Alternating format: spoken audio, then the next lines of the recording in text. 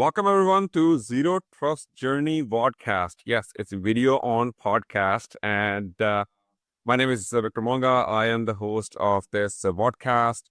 Today, we're going to be talking about not a new topic, zero trust. We all have heard about it, and it's one thing we're going to be covering throughout the podcast or session today is it's a journey. It's not a product. It's not something you can just achieve it overnight. So that's the idea of this informal, casual podcast where we talk about our understanding of zero trust, our understanding of zero trust journey, our understanding of this landscape, our understanding of the stories we have heard about zero trust. So before we get into the serious topic of zero trust, I do want to start with a light, fun question. I'm a coffee lover, Erin. So do you like coffee? And if yes, tell us your favorite story, favorite beans, whatever, something about coffee. So I worked at Starbucks when I was in high school and then through college. So I was a barista and I thought it was super cool.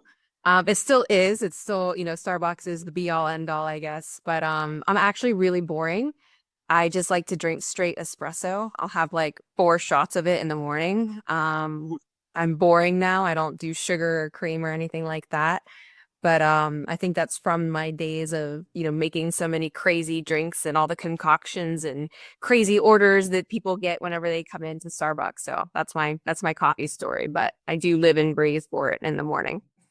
I get nervous, when I go to Starbucks and when there's someone in front of me and they're asking the order, quad shot of this, soy milk, whipped cream with a light of cinnamon and 30 other customization. I feel intimidated. I feel that I don't know how to order my coffee because all I go show up and ask, hey, can I have a cup of coffee? That's it, like just a cup of coffee. So with today we have our first guest, Erin Smith. She is cyber and compliance practice leader and member at Dell. Erin has unique position to see cybersecurity. Actually, this is a really fun one. She is an attorney. She has been trained to fight legal fights and getting you out of the parking tickets. I'm kidding. But seriously, she has a unique way of looking at cybersecurity from a legal perspective. And that's why I invited her to actually talk about Zero Trust journey and the things that she has seen with her customers or the conversations she has had. With that, and welcome to the show. Thank you. I'm happy to be here. I'm excited about your new podcast. We've done many sessions on cybersecurity in the past, but this is a new journey for you. So I'm excited to be here. Thank you. All right. With that, you know what? We're talking about Zero Trust journey. We're talking about, yes, it is a buzzword for some, for others. It's a really great way of looking at cybersecurity. So let's start with that icebreaker. When was the first time you heard about Zero Trust and what was your knee-jerk reaction to it? Or what was the first statement you heard that, okay, this is what Zero Trust means to you, Aaron? So I guess I thought when I first heard zero trust for the very first time, it was just going to be another one of these buzzwords that we hear. I think that, air gap is a buzzword these days. I think that, zero trust to me is a buzzword these days. I think that cybersecurity in general has always been a little bit lacking, and especially around the legal and regulatory space, really just in more recently than not has the White House really started to take notice of cybersecurity based upon cyber warfare, and the SEC is coming out with new regulations. So I really thought zero trust was going to be like a campaign to get people really into cybersecurity, and it was kind of going to go by the wayside. But it hasn't. It is still a buzzword. I still think it intimidates people, but it's here to stay, and I think it's something we all have to embrace. That's right. Yeah. And that's what my perception is out there. So when I'm talking to industry leaders and the practitioners, they're saying that, hey, this is a good thing. Yes, maybe vendor space has abused it to an extent that it become a little bit ugly and icky when we hear a product labeled as zero trust certified. I'm like, what is this? Did you go to FDI and get the compliance done and regulations done? No, there's no such body exist in cybersecurity who can say that yes, you farmed your produce organically, you didn't use any chemicals, hence your zero trust. There's no such thing. You can't claim a product or a vendor can just self-proclaim that, well, I guess they can, but I think it just doesn't make sense. And that's what practitioners actually struggled with. But on the other side, they're saying it's a good thing. the principles of zero trust, the model is actually something that we should be adopting because at the end of the day, everything is passing through internet these days. And e-commerce, HIPAA, you name it, all of these transactions are happening over the wire, the internet, which was not supposed to be trusted to begin with. So why did we actually start using untrusted network to process our so confidential, sensitive information? And that's where I think zero trust really brings that and embodies that spirit that, hey guys, we're not going to trust anything. We're going to validate, authenticate, test every time you want to touch any of my enterprise applications data. We're going to validate who you are, where you're coming from, and if you are authorized to actually access it. And when you're talking to your customers, Dell customers or others, where are they on their journey? Is it a well clarified, understood concept now, or is it still to the point where I'm not sure what zero trust is? Oh, it depends on the organization. I think that a lot of, as, time has progressed, we went from people not really understanding what, zero trust is to that's all they ask about. They don't think about incident response or, backup data and things like that. Now, they went from not caring about zero trust to only caring about zero trust. And then I think a lot of times right now, they are struggling with that. Is there a one-stop shop to implement? So I can say that I'm zero trust certified, and it's not that easy. Implementation can be difficult. It can be long. It takes a whole ecosystem, a holistic ecosystem, to really get that zero trust up and running within your organization. But I do think the other thing to really mention here is, I think in the beginning, it was a lot of very large enterprises that were very interested in working with us on zero trust. And it was the smaller organizations that really are, more private, smaller companies and things like that, that thought that they didn't need zero trust, that they weren't going to be targeted. So I think that's where the journey is going, where everyone is kind of realizing that zero trust is something everyone has to learn and embrace, not just large enterprises and organizations. Yeah. You mentioned something in there, data loss prevention, data retention, data recovery, data protection. That is part of obviously zero trust and something that people think about it, but it's not the conversation usually starts with it. Zero trust, usually the conversation starts with, I need a new product to actually go validate my transactions. I need to get more products and blinky lights to actually go see what else can I miss in my environment. I think, and if there was a way, and someone wants to take on this project, feel free to do so. I think there should be a checklist. The guys, here are the fundamentals. Here are the foundations. Yes, you can use and take the credit of the good work you have done in zero trust journey, but here are the fundamentals that you wanna clarify as well. You mentioned that data protection and retention and recovery and response. Those things needs to be discussed up front instead of going, we need a new product so we can claim ourselves zero trust. I think let's have a checklist of fundamentals. What are your thoughts about it? Yeah, no, I totally agree. And as soon as you asked me a question, there was a motorcycle that drove by and I couldn't hear you. So that's the love of having a live podcast recording, right? Of course. But I do agree. I think that, as I said, zero trust is the thing that everyone's talking about today. And that's why we're having this podcast, because it is incredibly important. And it's, trust but verify, don't trust anybody. Let's protect anything accessible to the internet. But the fact is someone's going to get through, and it might not be through the avenues that you're using zero trust to protect. It might be in a different capacity, in a different way. So you can't just throw all of your time and effort into zero trust, the zero trust framework, zero trust architecture, and protection of your internet of things, as we would say, IoTs. But you have to also make sure that if and when someone probably is going, you have to accept that someone's going to get in no matter what. And you have to set in an entire cybersecurity ecosystem. As you were saying, we have to have that protection in the front end. We have to, really be vigilant and try to fight those bad actors from entering our premises at all. But we also need to have that back end, that resiliency structure. We have to make sure we're backing up. We have to make sure that we have plans in place for whenever that 0-day event could occur, and probably will. So we have to have the incident response plan. We have to have your cyber resiliency strategy. We have to have all of these pieces working collectively in that, cybersecurity ecosystem from soup to nuts. So zero trust is just one piece and it's a huge piece, but we have to protect everything. Yeah, and again, to my earlier point, we can claim all of that good work under the umbrella of zero trust, and that's okay. That's acceptable. I can get behind it.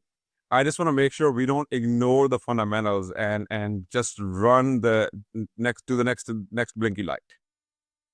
I agree. People who have started this journey early on, I have seen and heard and read a lot of success stories.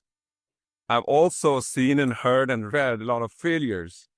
And it's not a fault of a person or a program. It's just that either it was not set right or it was not course corrected. But the success stories are also a good demonstration and a proof that people who embark this journey, they can continue layering on top of it. It actually helps the business. It actually helps the organization reduce the overall risk. And that's really the ultimate goal here. That if you have a framework program that you're following as a journey, then you're continuing to get better from yesterday. That's reducing the risk is what we are really after. And you must have talked to different people, different customers, different organizations. Any success or bad story about zero trust journey that you want to share with our audience? So I think the main one that I'm going to share that is a lesson learned, I think, for everybody is, when we started to really have these zero trust conversations very early on, we actually worked with the U.S. Department of Defense, the DoD. They, reached out to us at Dell. They wanted to collaborate on how to protect their own government systems. So we kind of got baptized by fire. And this is something I am allowed to speak about. We have a lot of NDAs that we can't talk about. This is pretty public information that we got together with the DoD. We wanted to really, as you said before, there's no one-stop shop. Like, you can't just sell one product and say you're zero trust certified.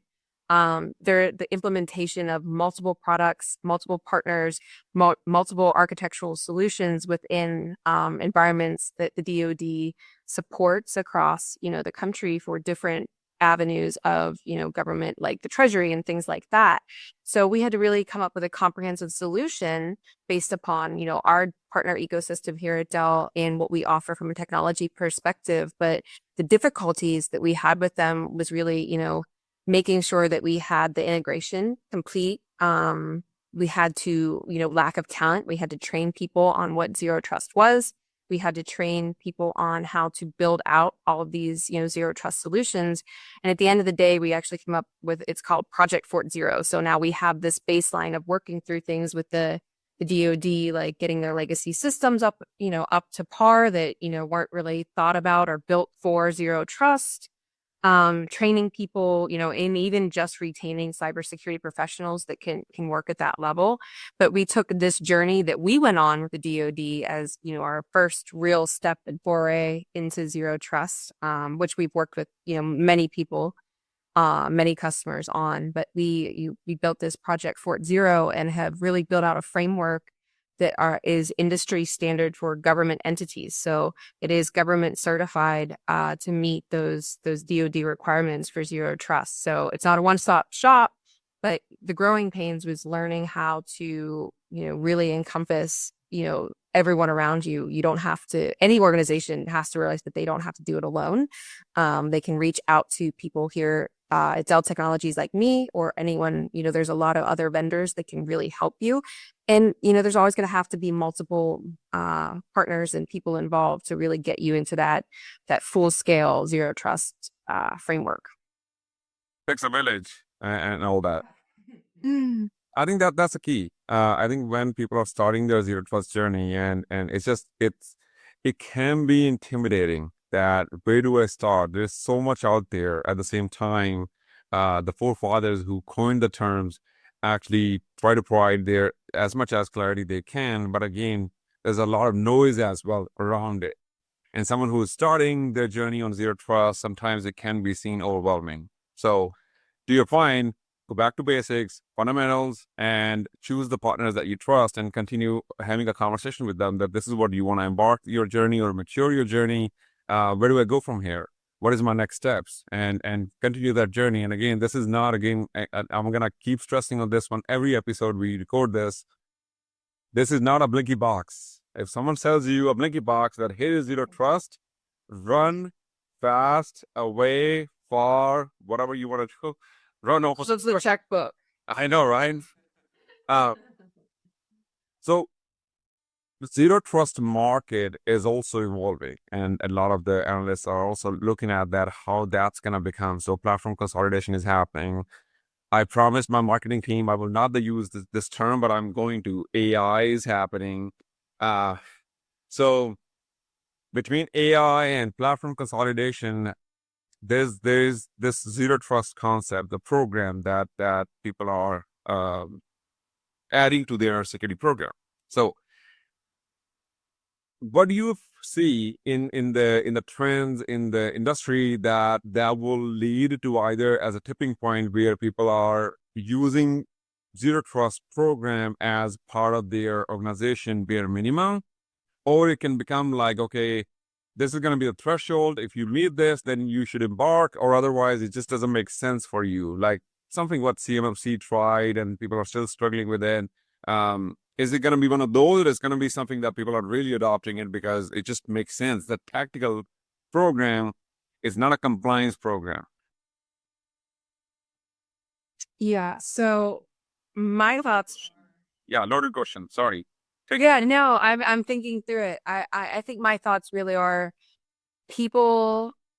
So we have the NIST cybersecurity framework. We all know and love. Anyone who's been working in cybersecurity for the past, as long as my career has been, as long as I have been working in this space, which has been, 14 years now. NIST cybersecurity framework has been the be all end all, one of the number one highly recommended cybersecurity frameworks that, we at Dell use it. Before I came to Dell, I worked for a large US bank. We use this as our standard there. And it was actually very surprising to me when I came to Dell that a lot of people don't use that or implement all of the things that are recommended in the NIST cybersecurity framework. So flash forward now to zero trust. I do believe that the zero trust framework is black and white. You can see it. You can you know what you need to do. You've been told you have the keys to the kingdom. You just have to, build the castle. So I don't believe that people are going to just adopt it because it's the right thing to do, or even because we know that it's going to protect their organization.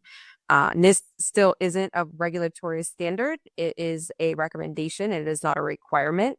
So I think that we're probably going to follow down that path as well from the legal and regulatory space. I don't think that zero trust will become a requirement. It is more of a suggestion at this point. Hopefully that'll change in the future. But I think when it comes to organizations adopting zero trust, it's going to be on an as needed basis. If they succumb to a devastating cyber event, they're going to look at ways to improve their posture, or they're going to get scrutiny, from large organizations, the board of directors, from small organizations, from their customers to protect their data. So I think it's we're going to have to do another wait and see approach, but I don't think it's going to become something that people adopt out of the goodness of their hearts. I think it's going to be on an as needed basis. I think we have enough requirements between HIPAA, PCI, GDPR, CCPA, and people who are gonna just care for that, they're gonna continue doing that. And people who really care about the tactical program or tactical security and want to do better security. I'm not saying compliance is not a good security. It's a valid way of having organization get a stamp from a third party attestation perspective. But at the end of the day, we also need to do more. And zero trust framework, CSF, NIST CSF, it gives you that. It gives you a little bit more, one step down from there that you can actually go implement, touch and feel and test it, that kind of thing. So yeah. As we are parting away from this podcast, and one of the things that I'm hearing from our industry and our practitioners that a lot of time they want to embark this journey. They want to start this journey. The culture of the organization is not ready. because it's not something that you can just turn on the knob in IT and off you go zero trust. It's a cultural shift, mind shift in an organization that you have to not only educate them, it's also that why we do, how we do things. Sometimes it can be a level of challenge that you're adding a little bit more layers to get to their what they're used to or accustomed to. Now they have to relearn. And maybe some of those things are streamlined, can be streamlined using good technology vendors and stuff. But ultimately, it's a mind shift from what we used to know, how to access internet, how to access my applications, how I can just, why can't I just log in and leave it logged in for 90 days? What do you mean? Like, why do you want me to log in every time I want to access my ERP? It does not make sense. It's so that sort of, objections, complaints. We also hear practitioners say that, hey, I am sailing against the wind of my organization because this is something new.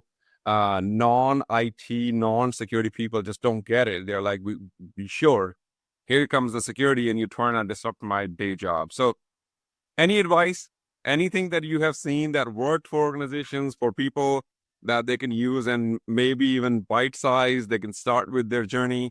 Anything you wanna share with our audience? So I just think that, embracing it, most of the cybersecurity professionals are frustrated with the rest of the organization whenever they don't, they're not falling in line.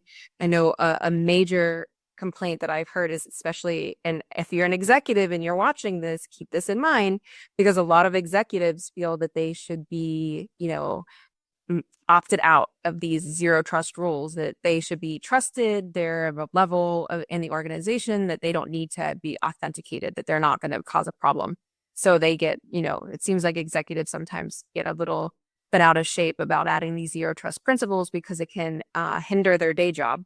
So I think that, as cybersecurity professionals, we need to have patience and really go in and explain why we're going on this journey.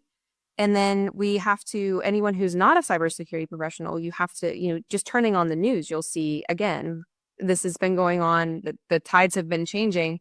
But, since the pandemic really began and up until now, cybersecurity attacks are on the rise. There's cyber warfare now. So every organization, whether you are a cybersecurity professional or, you just are doing your day job and you turn on the news, everyone still knows that these cyber attacks are going on. So I think we just have to, as organizations, as any professional who uses a laptop or remotely works, you have to just embrace it, embrace the zero trust journey. So that's really my advice on all those thoughts. Get executive sponsorship. That's the best piece of advice. Actually, someone gave me about 2 decades ago when I started doing ethical hacking. They said just before you actually hack the organization, get the highest level of approval that you can get from the organization. I think it seems applicable here as well. So with that, we want to thank you, Erin, and our listeners to this podcast. We are going to do this monthly, and we're going to be inviting our diverse panelists and the people who have seen, heard, done some sort of zero trust journey, and just share what their thoughts are. So if you have any comments, any questions, any inquiries, please put in the comments. Reach out to us. We really appreciate always hearing from you, our listeners. Erin, once again, thank you so much. Of course. Thanks for having me.